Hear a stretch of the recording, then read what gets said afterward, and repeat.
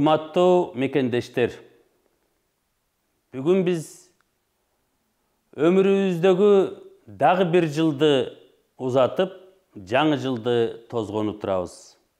2022 жылдын 22 апрелиндеки Кыргыз элинин баа жеткис руханий мурасы Манас эпосунун үчилтигин ар тараптан изилдөө жана популярдаштыруу боюнча кошумча чаралар жөнүндөгү Кыргыз Республикасынын президенти Садыр Жапаровдун жарлыгынын негизинде Манас улуттук академиясы өзүнүн ишмердүүлүгүн жүргүзүп келет. Ал ишмердүүлүгүбүз өтө жемиштүү, Кыргыз эли үчүн, Кыргыз өлкөсү үчүн өтө маанилүү.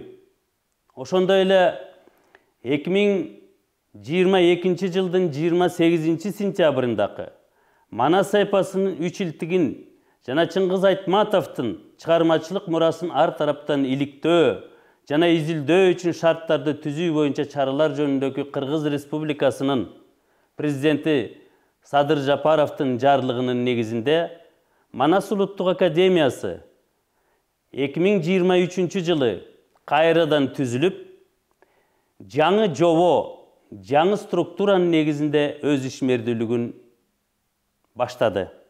Эгерде мурда Манас жана Чыңгыз Айтматов улуттук академиясы деп келген болсо, быйылкы жылдан тартып Манас улуттук академиясы деп аталып, анын негизги озуйпасына, милдеттерине Манас үчилтигин, Кыргыз элинин кенже эпостарын, материалдык эмес маданий мурастарын изилдөө, иликтөө, жайылтуу, таанытуу жана популярдаштыруу болуп эсептелинет.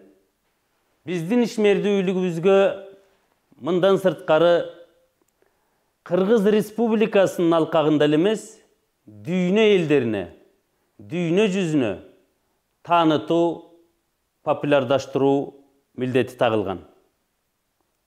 Ошол себептүү 2023 жылы Манас улуттук академиясы өзүнүн тарыхында биринчи ирет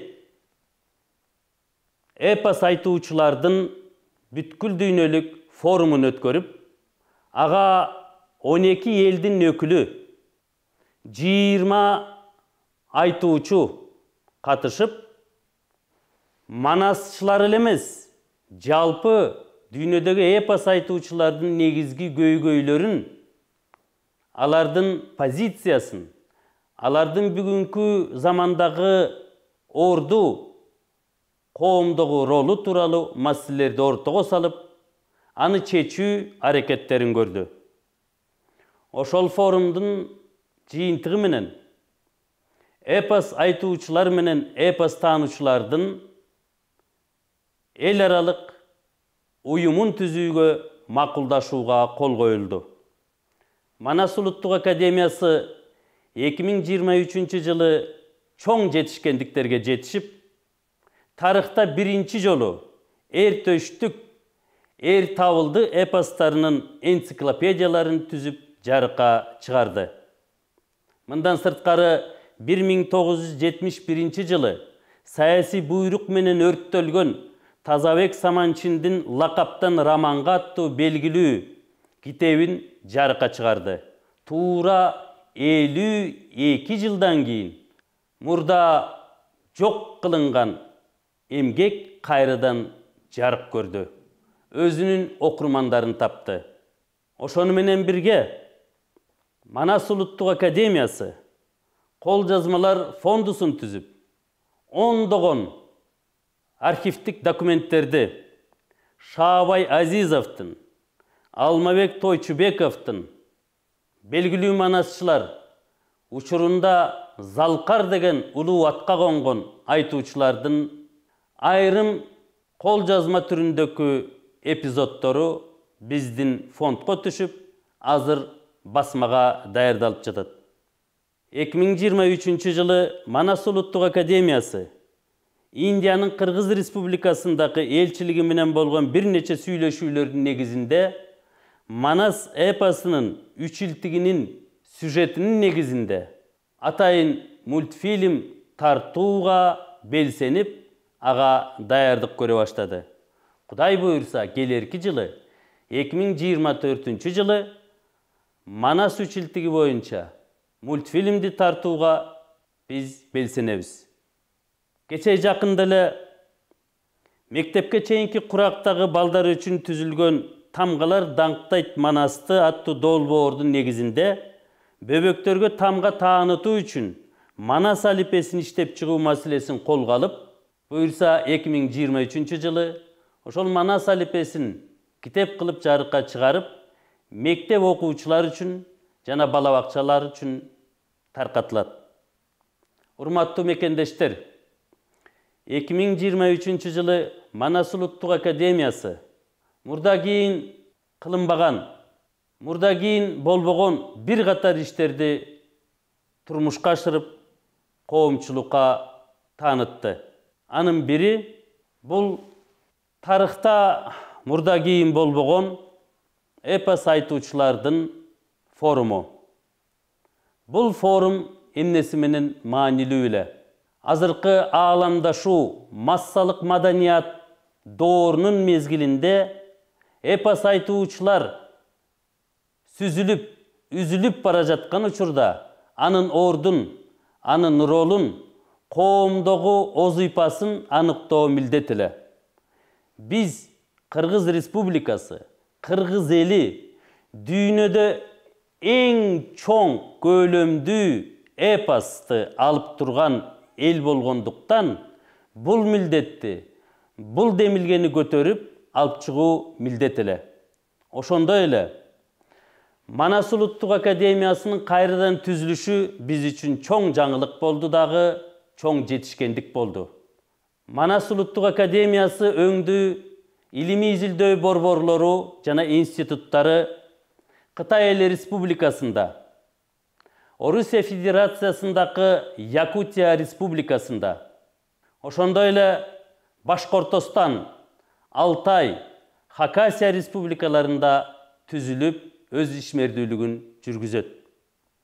Бүгүн биз Кыргыз Республикасында мурда кийин болуп көрбөгөн Манас улуттук академиясы деген мамлекеттик мекемеге ээ болуп турабыз.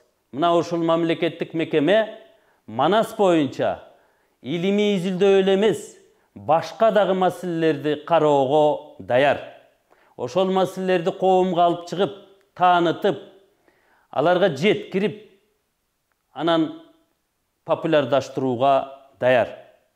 Урматтуу мекендештер, Манас улуттук академиясынын Кыргыз Республикада түзүлүп, өз ишмердүүлүгүн жүргүзгөндүгү бул чоң сыймык, бул эбегейсиз чоң жетишкендик. Бул Кыргыз элинин намысы, абийири, даңкы дагы бул эң чоң жетишкендиги жана жеңиши. Манас улуттук академиясындай илимий изилдөө борборлорун, институттарын биз Совет мезгилинде түзө алган эмеспиз. Буга чейин дагы 30 жыл бою түзө албай, мына эми академия деген улуу даражага ээ болуп, Манас боюнча маселелерди кароого, изилдөөгө, иликтөөгө белсендик. Демек, Манас улуттук академиясы Кыргыз Республикасына керек. Урматтуу мекендештер, биз өзүбүздүн ишмердүүлүгүбүздү, эмгегибизди өлкө үчүн, элибиз үчүн, дүйнө элдери үчүн таанытууга, иштөөгө, жайылтууга даярбыз. Келе жаткан 2024 жылы ак жолтой, берекелүү, ырыскылуу жыл болсун. Эң оболу элибизде тынчтык, ынтымак болсун. Калкыбыз биримдикте болсун. Манас бабабыз негиз кылып, ураан кылып чакырып келген биримдик деген улуу күч бет алып келбейт бүлдүргүч деген ураанды негиз кылып, мындан ары дагы өлкөбүз үчүн, элибиз үчүн эмгектенип, анын ийгиликтүү жарык келечек үчүн, келечектеги муундар үчүн эмгектенүүгө жана өз ишмердүүлүгүбүздү, акылыбызды, билимибизди арноого даярбыз. Жылыбыз ак жолтой болсун. Эски жыл жалгап, жаңы жылыбыз колдосун. Дагы бир жолу жаңы жылыңыздар менен.